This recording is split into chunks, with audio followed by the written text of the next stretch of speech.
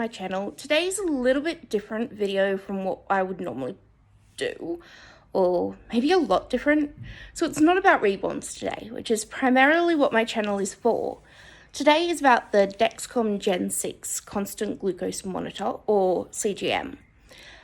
I'm doing a video on this because I couldn't find any from my country when I started with it, and I prefer to look up YouTube videos about how people in my country are doing things, because even if it's the same product as another country has, sometimes there's a little bit of a difference between different countries and how it's used and what's recommended.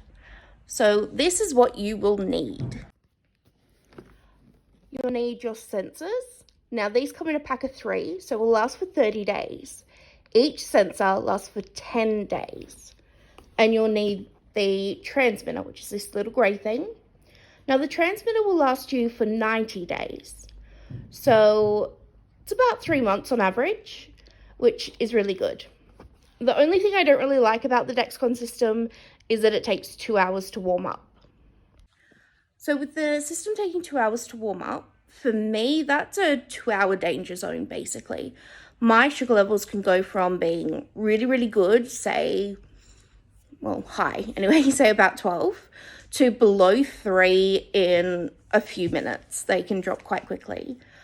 The Dexcom system is primarily for type 1 diabetics.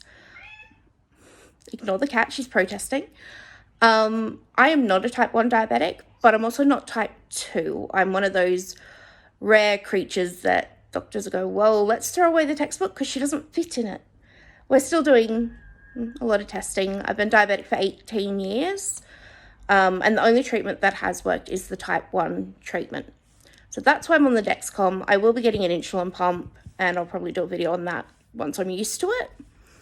But it's a great system. It helps me monitor my sugar levels super easy. In your box, this is what your sensor looks like. So you get a code there. It's this grey thing, sit it on your skin like that. Little safety thing on top of the orange button. There's lot codes and product codes, all sorts of things on the front. So when you're putting it on, it looks scary. It's not. You shouldn't feel a thing. I also use little stickers over my Dexcom. Should have got one out before. So I get these from rockadex.com, and that's it there. So it just sits over the Dexcom. It does have its own adhesive patch that it's attached to, which is sufficient. I just like the added security of having one of these over it as well. So this is the Dexcom G6 app, this green one, and then below it is the Clarity, and then the My Life app is next to it. So the My Life app I use for the insulin calculator, and the Clarity gives me an overview. So it just gives me all of my averages, how long I've been in range for, high and low. Haven't had any major lows according to this. And then my average glucose level, which is similar to what it would be on the HbA1c. So this is the Dexcom app. My sensor should end a few minutes ago. Yeah. So you can stop your sensor early. You scroll all the way down to the bottom and press stop sensor, and then stop. If your sensor is already stopped, it'll already be like this on your screen.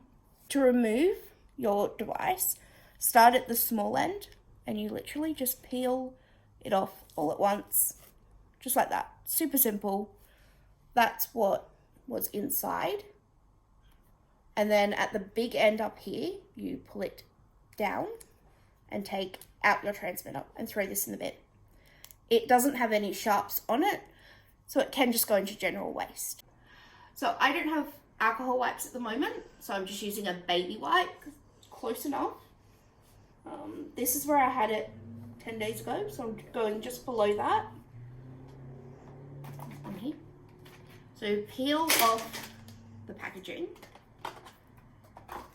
Don't break this until you've got it into position. So you want to take off the bottom tab and then the top one, but keep the top one. because you'll need to use that in a minute. Once you've put this against your skin, you can't take it off or you waste your sensor. I'm going to put it there. I wobble it around to make sure it's stuck and break the safety tab. And then hold it steady and push the orange button. You shouldn't feel any real discomfort or pain at all. So what we're going to do is click New Sensor, enter code, take photo. It's not liking me today. There we go. And I've already attached it. Start sensor. So while that's warming up, it takes 2 hours, which is the only thing I don't like. We're going to attach the transmitter. So push it in to the very end and you'll hear 2 clicks.